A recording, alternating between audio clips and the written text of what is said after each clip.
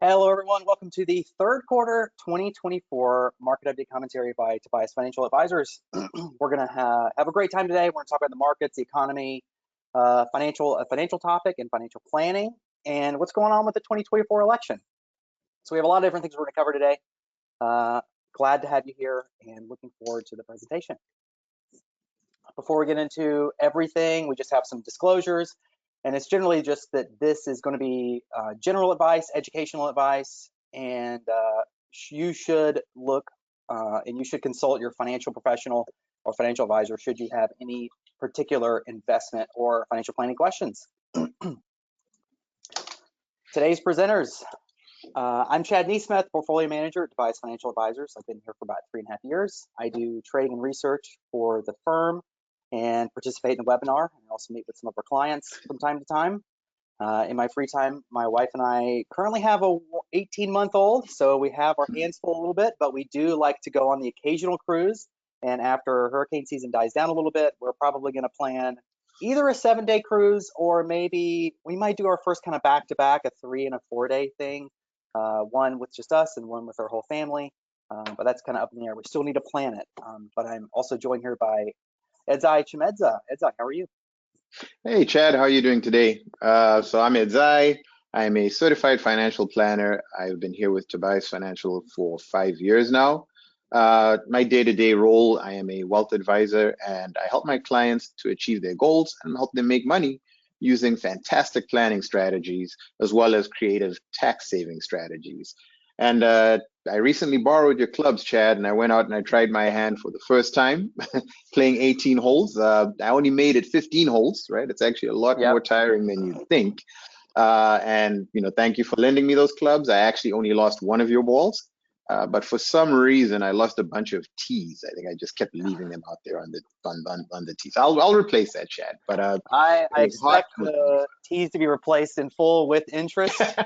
With interest. Yeah. At these inflated 18 prices, holes right? is a lot of golf now. As I get older, I think the perfect amount of golf might be 12 holes, but 15. Yeah, 15 was find enough. myself getting really tired at 15 too. So, but yeah, I'm glad that you were able to use my clubs and not lose all the balls in the bag. So I'm glad you had fun. No, thank you. It was a great achievement to only lose one ball. Yeah, yeah. A little bit about Tobias Financial. We manage $850 million under management. We have over 300 families, 300 clients that we manage money for and do financial planning for. We have 8 certified financial planners, including myself and Edzai. A 98% client retention rate, 20 employees right now, and we've been in business 44 years. So that means that we were founded in 1980. And for your education / entertainment, I looked up some fun facts of things that were happening when our firm was founded in 1980. Raging Bull and Empire Strikes Back were playing in the theaters when our company was founded. Rubik's Cube was invented in 1980. And Pink Floyd's The Wall hit #1 for I think album sales for the year of 1980. So yeah, we've been around for a long time, and we've been looking after client assets for a long time. Very experienced and a very good team here at Tobias Financial. Before we get started on the agenda, I just want to mention just generally that we cannot predict the future, we cannot predict the markets, and it's really that you have to focus on what you can control within your plan. So it is focusing on having a broadly and well-diversified portfolio, focus on planning for your taxes and minimizing taxes and fees where appropriate, and having a very strong financial plan that you can stick to. And you do that through meetings with experts like us, and we can help coach you through all markets, all economic conditions, and all phases of your life. So with that, we're going to get into the agenda for the day. We're going to start out with the third quarter market summary. So we're going to talk about how the market did in the third quarter. Then for the full year of 2024, we're going to have asset class returns. Then we're going to look at historical market performance and a little bit of a focus on China. I do have one slide on China I'll talk about. Then we're going to get into the economy, where I'll talk a little bit about interest rates and inflation and the federal rate cut that we had in September. Then we're going to get really exciting with the 2024 election. That's going to be coming up very soon, within the next few weeks. So if you have not registered to vote, please do so. And then Edzai is going to take over and talk about Roth conversions for legacy planning, a really cool topic that he's going to discuss. I'm really excited about the stuff he's going to share with all of us today. Then we're going to wrap it up with some outlooks and insights and close with the Q&A. So, how did the market do in the third quarter of 2024? Well, the U.S. stock market was up 6.23%, so really strong performance in one quarter. Actually lagged international and emerging markets. We had some big news out of China, and that's really driving emerging markets, so we'll cover a little bit later. Global real estate, 16%, and a lot of that has to do with interest rates. Real estate is a very interest rate sensitive sector in the economy, and interest rates, the expectations of rates went from being really high to rates falling over the quarter of over the third quarter. U.S. bond market up 5.2% in one quarter is really strong. Rates really came down a lot in the 10-year Treasury over the quarter. And so when you think about it, that annualizes at 20% return for bonds, which is obviously not something that you can get all the time, but it was a very strong quarter for bonds. And overall, a lot of green as you see on the screen. And so a lot of strong performance in a lot of different asset classes. Backing up for the full longer term. So we got 1 year, 5 year, 10-year. U.S. stock market has been up 35% over the trailing year. International developed, so large companies that are in developed markets internationally up 25%, emerging markets up 26%. Real estate up 30%, bond market 11.5% over the trailing year. Now, back last October, that was when we saw the 10-year Treasury reaching 5%. Right now, it's a little bit over 4%, but as the quarter ended, we were in the threes. So that's why you're seeing such strong performance in the U.S. bond market, is because rates went from being really high and expectations went from being really high to being a lot lower.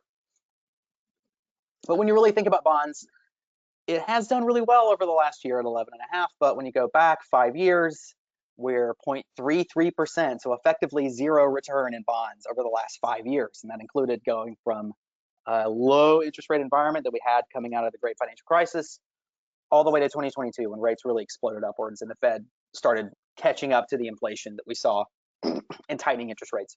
And over the last 10 years, 1.84% in U.S. bonds. So really nice year, 11.5 compared to the last 5 and 10 years that we've had in the asset class. But we're also seeing it across the boards in a lot of different asset classes. And we'll see it on the next slide here. Here is 2024 asset class returns through September 30th.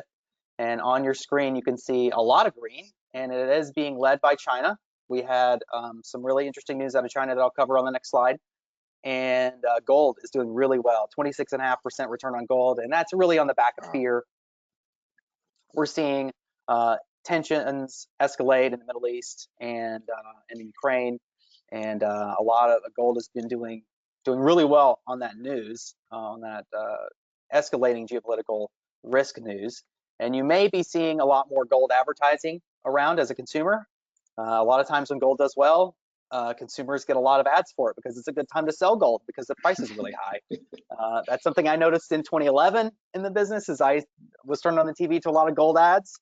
And I'm starting to see it kind of bubble up again, where there are a lot of people trying to sell me some gold and silver on the promise that it'll continue this 26% return year over year. But we don't know what's going to happen. Just going further down the list, small caps up 11.5%.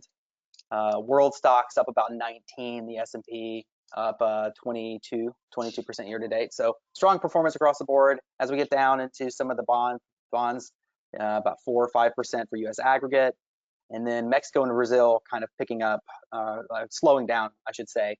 And a lot of that, Brazil is a commodities-heavy economy, and commodities have been pretty flat this year, maybe up just a little bit, but they had a really strong year last year, and so they're just giving back some of these gains. That's it for the asset class returns. We're going to talk a little bit about China. We had some really interesting news out of China that I just want to talk briefly about, and that was that China announced in September a $1 trillion stimulus package. And this was to lend and provide liquidity to the economy as they were having some issues in real estate. So $1 trillion is a lot of money. I mean, with a T, that's a big number. And it's going to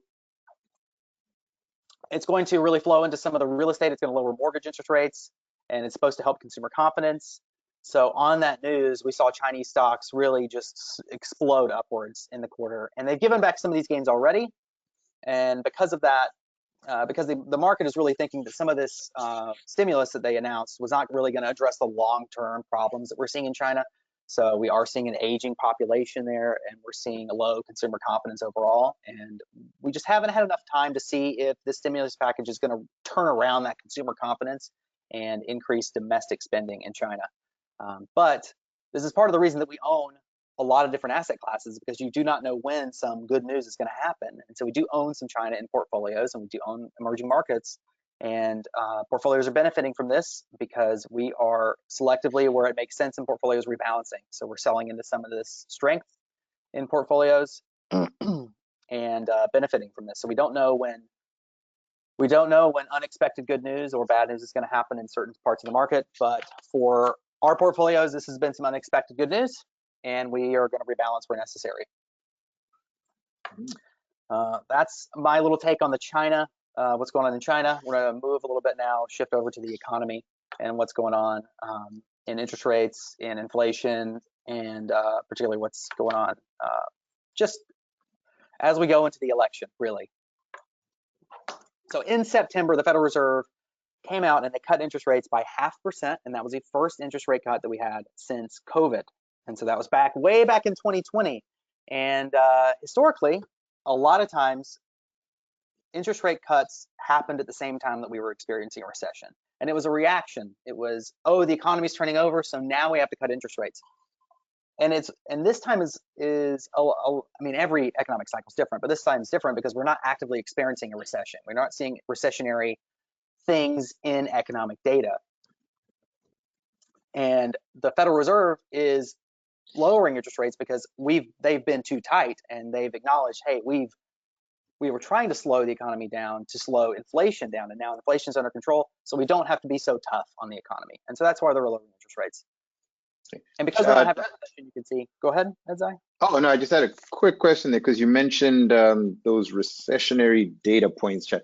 What are you looking at when you're kind of seeing the recession indicators per se? Or yeah, that's a great question. The main thing that I'm looking for is a reduction in consumer spending domestically, because our economy is driven by the consumers.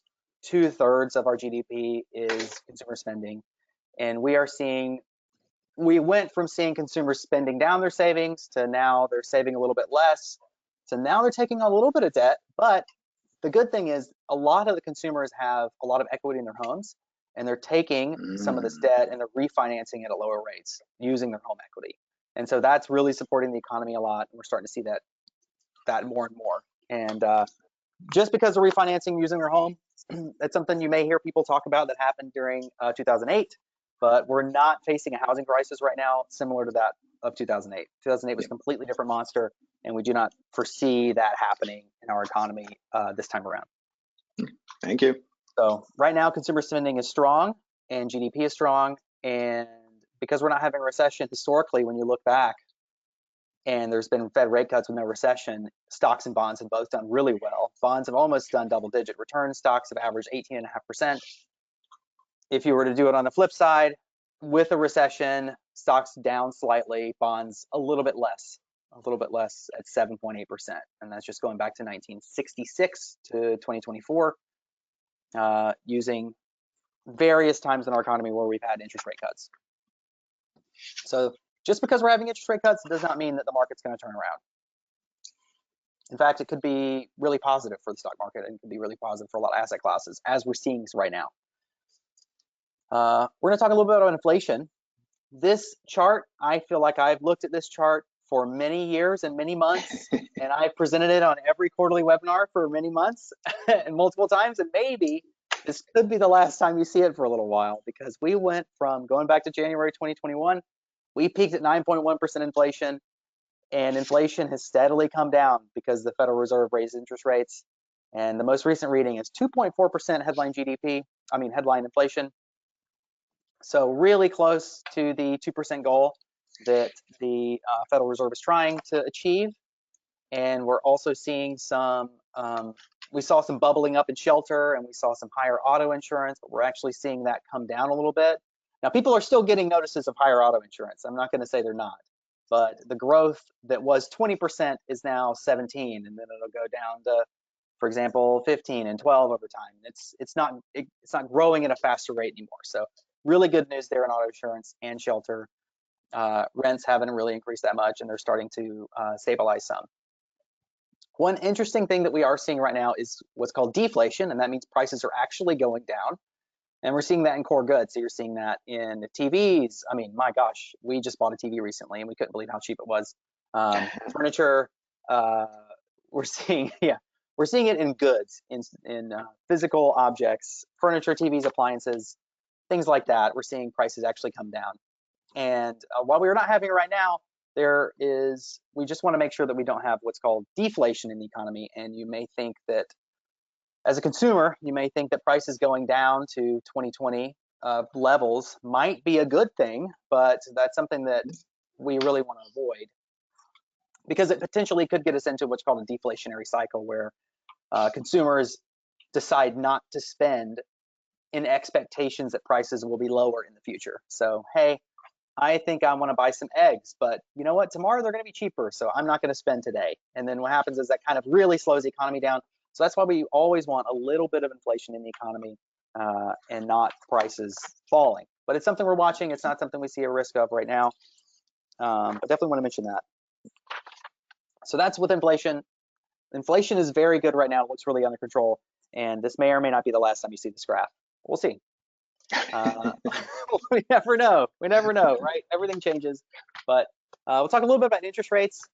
And I just really want to highlight actually, we'll talk about the main line here is the federal funds rate. And we were a little bit over 5% for a long time. As you can see the cursor here going to 2023. The Federal Reserve recently cut 50 basis points, now down to 4.88. The green line is what the market expects rates to be. And that's 4.38 at the end of this year, 3.38 at the end of next year, and then more long-term, 2026, and then long run, really in the low threes is where they expect short-term rates to be, and that's the return you're going to see on your cash in the bank and returns on money markets.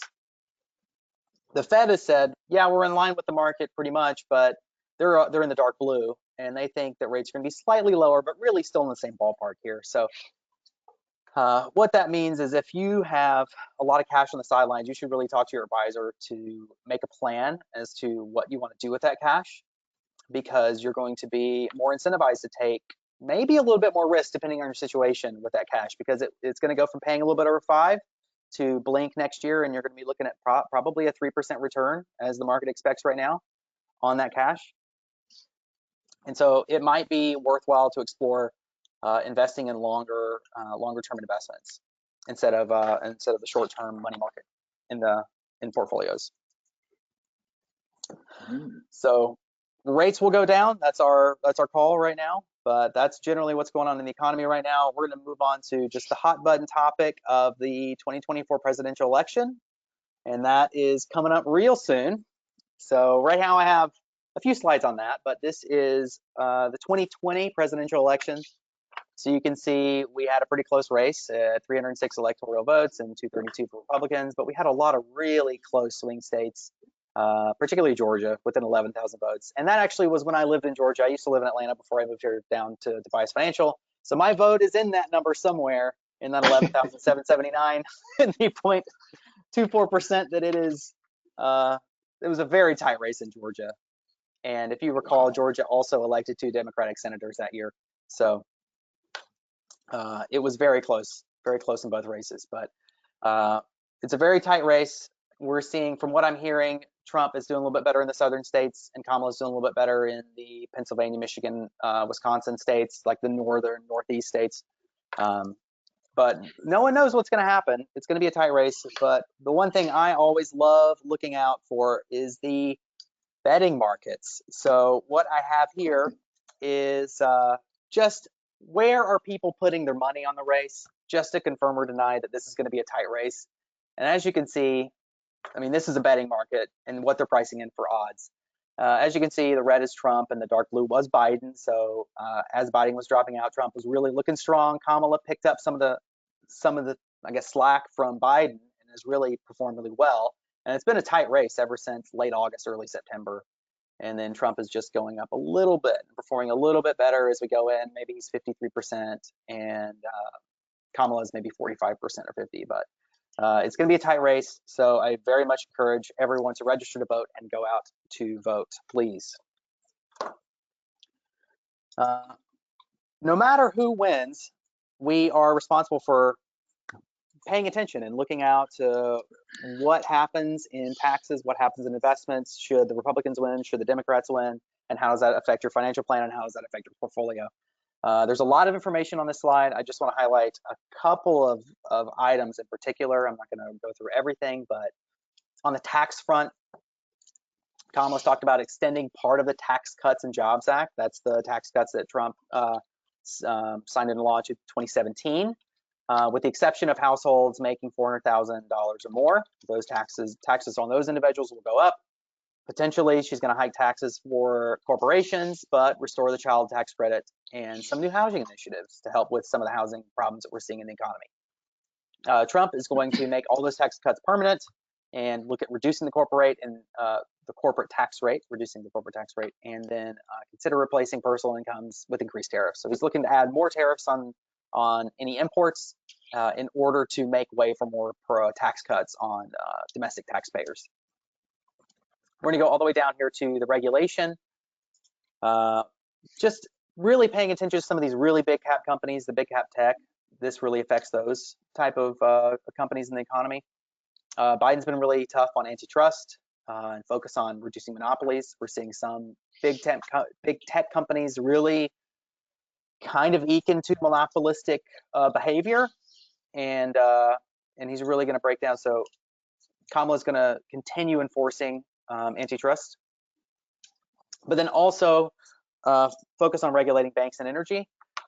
Trump's going to not really regulate banks and energy very much, but he also wants to regulate big tech. So it's not necessarily he's going to bust up some big tech that the Democrats may think about, but just be a little bit tough because he also recognizes that some of these companies are acting like monopolies, but he's going to be a little bit easier probably.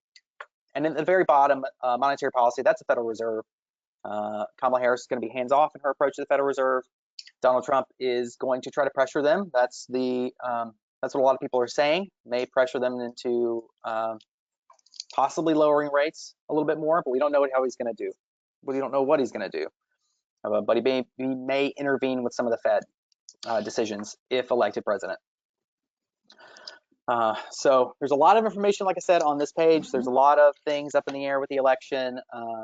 Closing, I just encourage everyone to register to vote and please go out to the polls and make your voice heard. So with that, I'm going to pass it over to Edzai, who's going to talk about a really interesting thing in financial planning. All right. No, thank you very much, Chad. Lots of good information there on the economy, on your investments. I'm with Chad on that. Go out there and vote. You can also take the lazy man route like myself, Chad. I am doing a mail-in ballot, right? I don't want to deal with any of that smoke at the polling station. So no, I'm going to be mailing in my ballot. But no, thank you so much for that. Way. I'll be out there in the rain waiting to vote. No, I'll be watching you on TV. Yeah. Don't worry about it. I'll be good. No, but thank you. I mean, that was pretty interesting. And even just looking at those bond returns, right? How well it's done now, but just kind of looking at over the last 10 years, then you start thinking, wow, where was inflation? And this is, so there was a lot there, but a lot of good information there. Thank you, Chad. Thank you. But yeah, transitioning now to one of my favorite times of the year, Chad. Year-end tax planning is upon us. All right. So this is the time, people, where we really go into overdrive, kind of looking at what's been happening and trying to figure out, what we're going to do next for you. So for this portion of the presentation, I do want to talk about one of my favorite topics, which is the Roth IRA. And specifically, it's going to be about using Roth conversions as part of your legacy planning. All right. So, Chad, disclaimer, I am a big fan of the Roth IRA. So I feel it necessary to lay my cards on the table when it comes to that. Right. I'm always joking around the office that I am a self-confessed Rothaholic, right? Because I cannot get enough of this stuff. Right. I love it. So, understand my personal bias, Chad, as I'm going through the presentation. But also, in all seriousness, I don't give advice based on my bias, even though I do see the world through these Roth tinted glasses. All right. So anything you hear here, I do strongly advise you that before implementing any strategies that are discussed here, right, please go talk to your advisor. You want to see if a Roth conversion is the right strategy for you. So where to start, right? We want to kind of make sure we're all on the same page here and we all understand what's going on in this universe. So I want to differentiate, right, between the traditional IRA and the Roth IRA. So when you're investing, what you buy is very important, right? What stocks I'm invested in, what bonds that I'm invested in, mutual funds, ETFs, right? Because that's what's going to give you the returns for your portfolio. So those returns are going to be some of the most important drivers of wealth, right, during your wealth creation phases. But just as important as that, though, is where you choose to invest, right? Our business, Chad, as you know, the investment business, we have a way of convoluting and confusing concepts, all right? So I'm going to try simplify this so that everybody can understand what's going to happen here. So I'm going to give it a go. That's why I've got these three buckets here, right? There's basically three places where you can put your money, right? You can have a bucket for tax me now, right? Which is going to be your regular brokerage account. I call this the tax me now bucket, right? Because at the end of every year, you look back at your investments and you see, did I make money or did I lose money? If you've made money, well, then you're going to have to pay some taxes on those gains that you made, all right? The other bucket, this is your traditional IRA bucket. I call this the tax me later bucket, all right? I put money in there. I don't pay taxes now on that money, so I actually take a deduction. I enjoy tax deferred growth, right? So that means year on year, as my investments are growing, I'm not paying taxes on that. But at the end of the journey, when I pull money out of the account, now I have to pay taxes, right? So that's the tax me later bracket. That's your traditional IRAs, your 401k that you have at work. And then you have your tax me never bucket. That's a little deceiving because you actually pay taxes on your money today and then you put it in the bucket. However, it's going to continue to grow throughout the time that it's sitting in this account, the Roth account.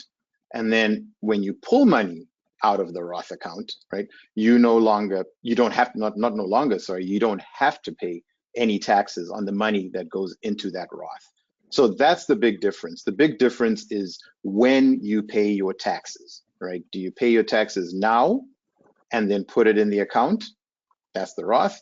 Or do I put the money into the account, let it grow, and then pay taxes later on at the end of this?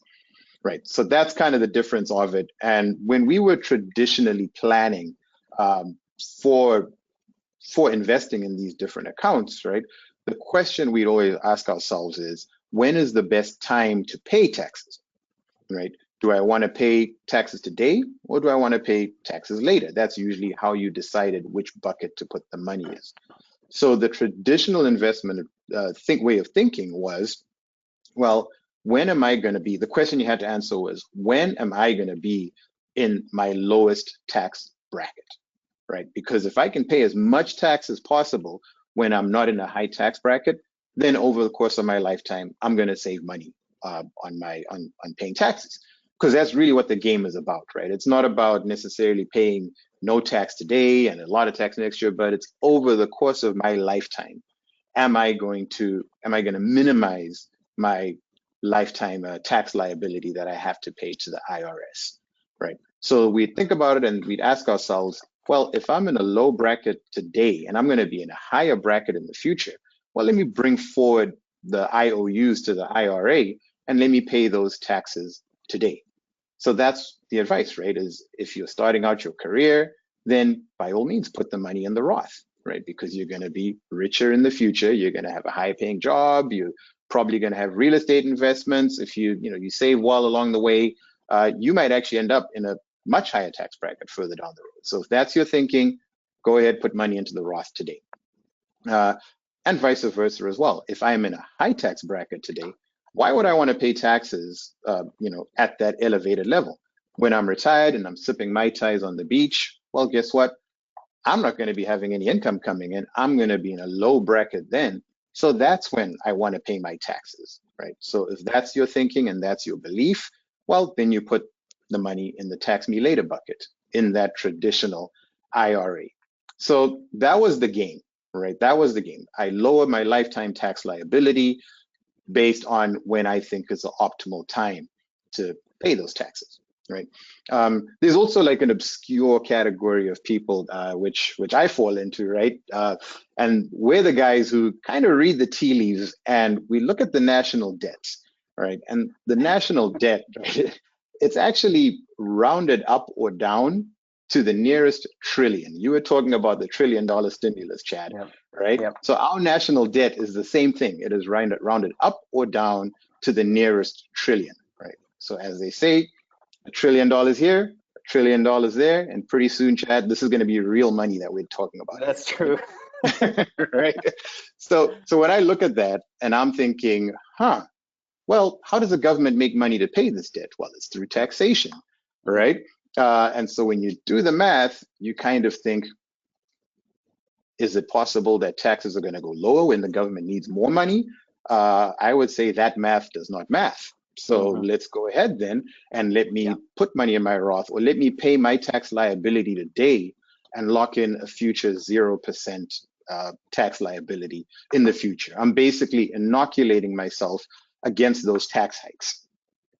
I do want to point out, though, that tax rates have been going down over the decades, so I've actually been completely wrong on that one. But you know, I'm happy. I can sleep well at night. I'm happy with what I have to pay today. Right. So yeah, so that really was what was traditionally going on there, right? Is trying to time when is the best time to pay these taxes. So what's changed? What am I here talking about, Chad? So if we go to the next slide. Yep. So what changed was in December of 2019, Secure Act was put into legislation, right? We have our Congress. Anytime they pass one of these laws, they always end up with these cute acronyms, and this is one of them that's kind of up there with the best of them. Secure stands for Setting Every Community Up for Retirement Enhancement, the Act of 2019, right? It became law in 2020. The purpose of the Secure Act, right, was to try and increase access to retirement accounts for more Americans and to prevent older Americans from outliving their assets. So that's what they were kind of tinkering with there with the legislation. There are a lot of changes into this. This is definitely not the webinar to go into it. I'm going to make a plug here. On our revamped website, we do have video archives there. And Franklin Gay, one of our advisors, him and I did an entire webinar on the Secure Act. So if you really are interested in understanding what changes were made to the laws, you can go ahead and watch that. But there's a lot of good stuff in there for small businesses, right? Making it more affordable and accessible to set up 401ks for employees, mandatory contributions. There's a lot of good stuff there that they were trying to do to give access to retirement accounts, right? So another thing though that happened is the government's looking at this and they're thinking, man, there's a lot of money that's sitting in these IRA accounts that we're going to have to wait a very long time to tax. So they did two things. They eliminated the stretch IRA, right? And they introduced the 10-year rule. So that's kind of two things, and I'm going to try and explain them both because they commingle, they're interrelated, and all this. So let's think of me as the account owner, right? And I have my IRA, right? I get to a certain age, which now is 73. It wasn't back then. It was a little bit younger, I think 69. Anyway, the age has gone by, right? So I have my IRA. I hit my RMD age, which is the age when I have to take my required minimum distribution. So what the IRS does is it tells me, hey, you need to take out a certain percentage from your IRA because it's sitting there. We're not collecting any revenue. It's growing tax deferred. It's time for you to pay tax on that. So I take out a little piece of that pie. That's fine. The year after that, I take out a bigger piece of pie. and the year after that, an even bigger piece of pie, right? So the amount you have to take increases over time. Mhm. But if I was to pass and leave my IRA behind for my, let's say my kid, who right now is 10, but let's just say he's a little bit older, right? He inherits that IRA, says, thank you very much, old man, for leaving me all this money. And now he can stretch out those distributions that were coming out of the IRA based on his lifetime, right? So instead of him taking out that same large slice of the pie that I was taking out and the government collecting tax on that, he now takes out a smaller pie based on his age when he inherits the IRA. So he stretches out the amount of time and the amounts that he can take out of this account. So of course, the government's not collecting a lot of revenue. And they looked at this and they said, well, let's try and accelerate some of this, right? Let's get get some of this money They realized it wasn't into our fair. pockets now. It's always a thing, right? It's always a cash grab. So then they say, we're getting rid of the stretch IRA. We're getting rid of this thing. And we're going to introduce what, this 10-year rule. Well, the 10-year rule is now saying that, hey, if you inherit an IRA, and I'm going to put a disclaimer on this, Chad, because the 10-year rule itself is complicated, right? It's got different implications for different folks. This is why it's always important that you hear general advice and then you go talk to your advisor to see what is actually relevant to you and make it more specific, right? This is a pretty deep rabbit hole to go down. I don't want to go down there because I may stay down there forever. Just as an example, when these rules were implemented in 2020, there was so much chaos and confusion. It's only this year that they actually finalized how you can take distributions and who should be taking distributions and how much of that they should be taking. They basically passed the law and then filled in the blanks later, right? But sorry, I digress. I'm going on one They of my had a lot rants. on their hands in 2020. Yeah, there was a lot going on there. So they that is true. other There things. was definitely a lot going on. So I'm going to get off my soapbox and not judge, right? So now what they said was, okay, well, you're going to inherit this IRA for the years 1 to 9. You're going to take your RMD, right, based on your lifetime. So same as originally was there. But in year 10, this thing can no longer cease to exist. So whatever monies are in that IRA, right, in that tax me later bucket, they all have to come out of there, right? So it cannot exist beyond year 10 and the inherited IRA, right? So that's what was happening there. And like I said, I mean, it's going to be different rules, right? There are eligible beneficiaries who can still go back to the old 10-year rule, right? Like your spouse, or if you have a minor child, someone who's chronically ill, or someone who's disabled. It's different strokes for different folks. But in general, what they're saying is continue to take the RMD years 1 to 9, and then in year 10, you have to take whatever is left, right? So anytime there's a change in laws, anytime there's a change in anything, right? And I know we're giggling about this earlier, right, Chad, saying that tax laws are always written in pencil, right? These things are constantly changing. But anytime these changes occur, well, there is a planning opportunity that pops up. So if we can go to the next slide, Chad. Yeah, just to clarify my understanding on this. So if I inherit an IRA, I take it over my lifetime for the first 9 years, and then potentially as someone who inherits it, I have what's left in the IRA, which could be a very large payment of income, right? Yes. So it could cause a big issue for me as a beneficiary if I inherit one. That is, you see, that's exactly where we're heading, Chad.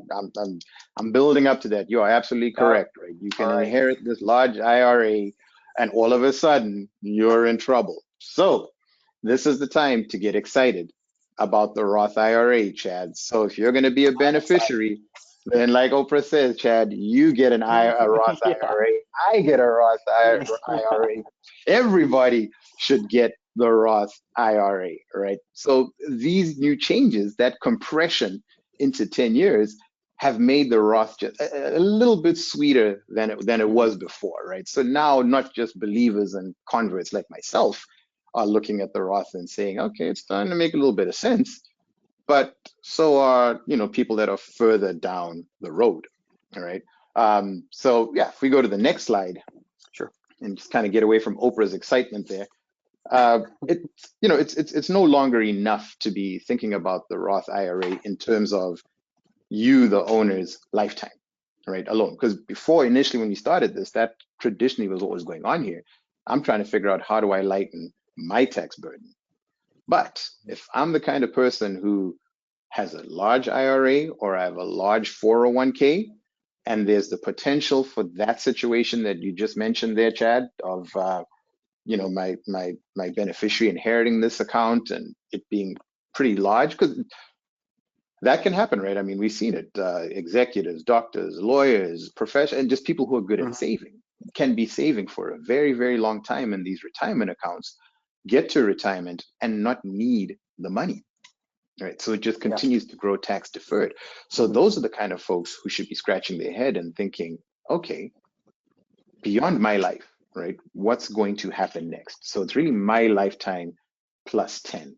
So now I'm looking at the next generation and I'm asking myself, what is their tax situation?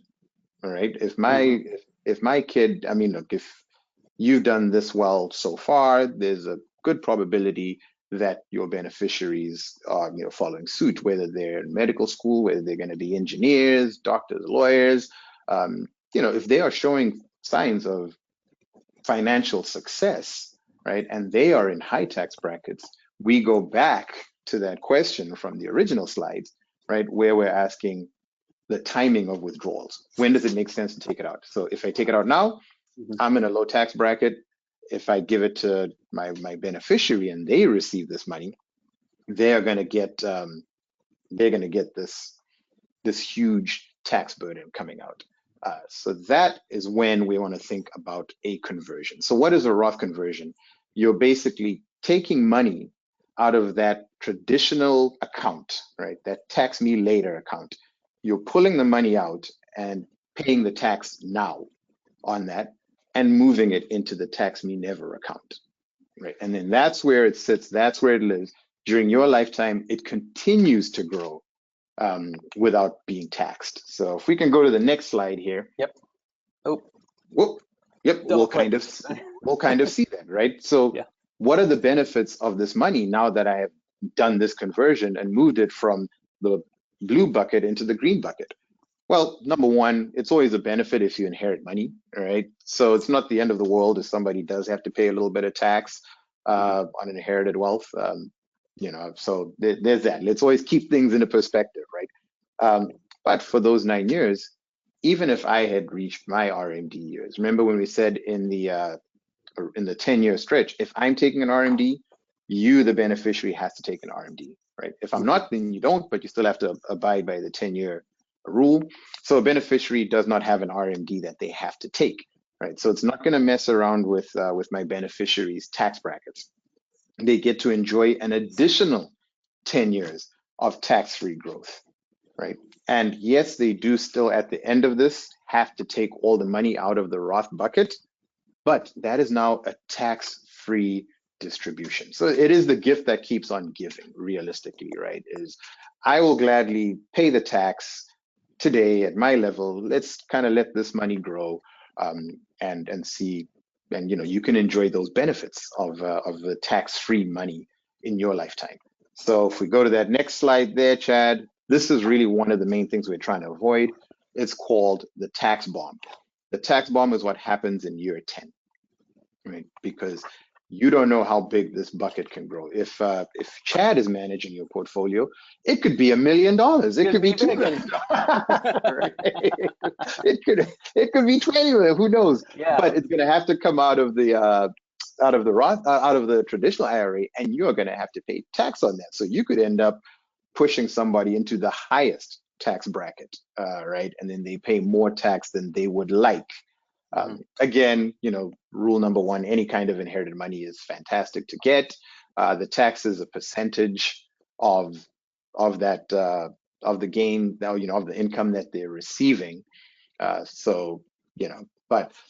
I think the biggest issue as well, I mean, I'm talking about the tax, right? I do got to clarify, like in the normal investment account, you're usually going to pay capital gains tax if you've held an investment for long enough. This money that comes out of your IRA, you're going to have to pay at your ordinary income rate. All right. So depending on what tax bracket you are, that's the tax you pay on every dollar that comes out of the account. Mm-hmm. So this, this all is fine and dandy. Let's see what's on the next slide here, Chad. Ah, there we Big go. suit. So yeah, this is not a one size fits all solution. All right. I'd mentioned before that everybody's situation is going to be unique. Your needs are going to be unique. And so when you're thinking about it, right, a lot of things have to be taken into consideration. Doing a conversion, it increases my income that I'm receiving on my tax return. And that might affect a lot of different things, right? If I'm on Medicare, well, that's going to cause the IRMA to go up. So I'm going to have to pay more money for Medicare B, because what they do is they look back 2 years and they see what your AGI was at that point in time. And that's what's going to determine how much you pay for your healthcare. So that might increase that cost. If I'm receiving benefits of some sort that are tied to my AGI being at a certain level, well, if I bump that up, I might lose my benefits. All right. So there's so many of these examples which are going to be unique to each person, each individual. So it is crucial that yes, this may sound great, but make sure it's great for you. And I guess the next slide there, Chad. Yep. I cannot hammer on this enough. Talk to your advisor. Your advisor knows your plan, understands your situation. And if they don't, find an advisor that does, right? And they can run a projection for you, and they can let you know whether this is a good idea for you or not. Great. All Thank you, right. Edzai. I really You're appreciate welcome. it. That was awesome. That was great. I learned a lot. I was thinking as you were talking of some of my friends that are teed up to inherit massive IRAs. I talk to Mm, them, hey, you should talk to your parents. Maybe do some of this planning yep. ahead of time. So that way, after you pass, you're not hit with a massive tax bill in 10 Yeah. years, Yeah. effectively. I mean, So, think about it, right? You're going from you inherit tax-free, comes out of that bucket, and now you pay capital gains, right? On yep. that. So it's like tax-free, and then capital gains, which is, capped at 27%. Yep. It's win-win. But the owner has to look beyond their lifetime and add those 10 years, right? You'd Hmm. always rather pay tax on capital versus paying tax on income, for Yep. sure. And it's always good to have some of your assets in a Roth because it gives you a lot of control over your taxes. And one Yep. question I had, Edzai, is all these things are great. I love Roth IRAs now. I'm now You're all Rothaholic. Rothaholic. Yeah. But if I have a Roth, when do I spend that money? If that's a choice, when's the best time? This, Chad, falls under talk to your advisor, right? Okay. So no, but very at a very high level in general, right? That's usually people tell you that's the last bucket you should dip into because that's the bucket that you don't pay taxes on when you're not earning money at the end of your life, and all of that is true, but it is also a very powerful tool in the interim, not just at the end, right? Because you can now start dictating what what you're going to pay in tax, right? So you can start controlling your tax bracket. So we going back to those examples of hey, if I need to take out a little extra money because I need to repair the roof or something like that, well, if I pull it out of my IRA, oh, now I'm paying X amount in taxes, that jumps up, and then oh my gosh, the Medicare goes and this and that. So that's where the Roth can really come into play and be powerful, because then I can say, well, let me just take from the Roth, let me keep that money over there, and let me not mess up anything else. And I can benefit that way. So it allows you to control the narrative of when you pay taxes. So there's no simple answer, but I'd say it becomes a powerful tool that allows you to dictate when it is that you're going to pay taxes. So take Hmm. it out when it makes sense. When your advisor says it makes sense, that's when you should take it out. That's good. I like that answer. There you Uh, go. and thanks for putting together these slides, Eds. I really appreciate it. I'm going to wrap up while I'm actually thinking about it. If you do want these slides in this presentation today, there is a link that you can click and to download these slides for you. Okay, so it should be somewhere in your presentation and in your go to webinar. There should be a link for the quarterly webinar market update Q3 slides. So I'm going to go just wrapping some things up to talk about portfolio positioning, just generally. Back to some of the investment side of things. Uh, Generally, we'll talk about fixed income, stocks, and our opportunistic tactical part of the portfolio. So our fixed income, we're neutral on duration, meaning that we are with the market on interest rate risk, and we're not making any bets to take less interest rate risk or more interest rate risk. We're neutral on that. Keeping the bonds high quality, so a lot of treasuries in our fixed income sleeve, a lot of high quality bonds, a lot of high quality investment grade bonds. So not taking any kind of credit risk, not buying any companies that may be on the brink of bankrupt or something like that. So keeping it high quality on that side. On the stock side, we're maintaining international exposure. We do think that there's compelling discount with international stocks right now, and within emerging markets, we are also rebalancing where it makes sense. As we talked about earlier in the presentation, China is doing really well, so we want to rebalance into that strength.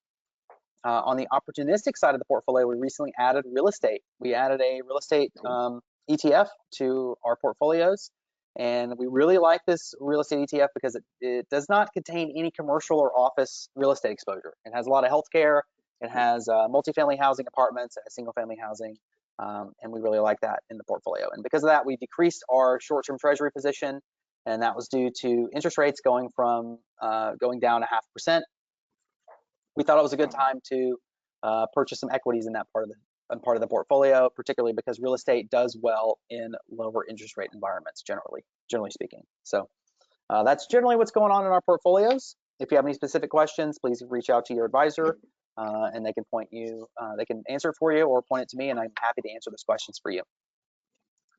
I'm just going to close out with some points of optimism, so some things that we are excited about, and then some things that we are cautious about. So consumers are using their housing wealth to refinance debt. So one of the worries was that we saw credit cards, we saw auto loans, we saw a lot of consumer debt kind of building up, but now we're seeing refinancing using home equity lines of credit. We think that's really nice because they went from paying 22% in credit card debt or a lot higher in auto loans to somewhere in the 6 or 7% range in a lot of places with a home equity line of credit. So that's cool. That's good. Corporate earnings are strong. They are still strong, projected to be up about 9.5% year over year. So earnings are growing right now. Companies are doing well in this environment, and they are efficient as ever right now. And then lastly, lower interest rates should help profit margins for companies that borrow at floating rates. So we see that a lot in small caps, where they are benefiting from lower interest rates from the Federal Reserve cutting the Fed funds rates. They're paying less on their debt, and it's going to help their profit margins, but it's also going to fuel investment into risk assets. We have $6 trillion of money market on the sidelines right now, and those yields are going to go from 5%, as we talked about. In 2 years, it's going to go to 3%, and there's going to be a lot of investors that are going to be asking themselves, where do I invest this money? Because now what was paying 5 is paying 3. So it's going to support assets going forward, as we expect some of that cash to be invested in other places in the market. Some things that we are cautious about are the increasing return to office mandates, or just a sign of business strain. We're seeing them as kind of phantom layoffs in a lot of cases where they may not have to pay severance. So we saw Amazon going to 5 days a week, return to office, and then a week or so later they said, we're laying off 14,000 managers and it's going to save us $3 billion or something crazy. It was a really large number is what their savings are going to be. And so it's a sign that some businesses are strained, but we are seeing the economy add jobs overall. So it's a little bit of a mixed signal there. Commercial real estate is going to face some headwinds. We have some leases that are coming due. We've had several years now since COVID. I mean, we're going to blink and it'll be 2025, which is crazy. So 5 years since COVID. And a lot of leases are coming due in 2025 and 2026, and they're going to be up for renegotiation. And with less businesses competing for this commercial space, it's going to be really difficult for some of these places to keep rents as high as they currently are, or they may be forced by the bargaining power of the rentor to put a lot of money into the building for renovations and stuff like that. One thing we're cautious about is economic data. It's showing a little bit less reliability that we've seen in the past. I'm talking particularly about the recent jobs report. In August, the federal government revised jobs down by 818,000, which is about 68,000 a month. This is from a period of March 2023 to March 2024. And so we are looking to confirm economic data with other pieces of economic data. So for example, we had 254,000 jobs that were added last month, which was a great number, but we're gonna wait for the what's called the JOLTS data, which shows the amount of quits that we're seeing. We're showing job openings. It shows different data points within the job market that we're gonna use to confirm that that data is pointing in the right direction. And then obviously tensions in the Middle East and Ukraine are escalating. There are a lot of things that are happening in geopolitical risk, and that's something we're cautious about. We're watching, but we recently had some good news about confirming that Israel was not going to attack Iran's oil supplies. So oil prices are down, I think 4% on the news. That was just came out recently. So just some things that we're watching right now. And we're gonna close it out with some questions. And I think we had a question come in about Roth IRAs and the growth within that. So the question was, when Roth IRAs grow, is the growth taxed when you pulled money out? If I'm understanding that question correctly, and that answer is no. When you pull money out of a Roth IRA, none of that money is taxed. You actually get it completely tax free, and that's the advantage. And that's why we love Roth IRAs. Is you pay tax at the beginning, it grows all the way, and then the $100 you pull out is all yours to keep. What you see is what you get, right, Chad? With there are no surprises with there. What you see is what you get. So tax me never.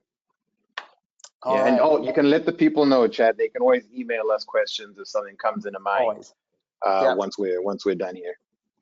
Always don't hesitate to pick up the phone, send us emails. We're happy to respond. We're happy to answer your questions. But with that, we really thank you guys for attending the webinar today. We really appreciate your time, and thanks for coming. We'll see you in another 3 months for the fourth quarter, and we'll talk about everything that happened for the whole year of 2024 and looking forward into 2025. All right. Thank you, Chad. This was fun. All right. Thanks so much, everyone. Have a great day. I really appreciate it. Thanks for the golf clubs. Yeah. Okay. Yeah. Thank you. I'm going to get them back. Thank you. Bye.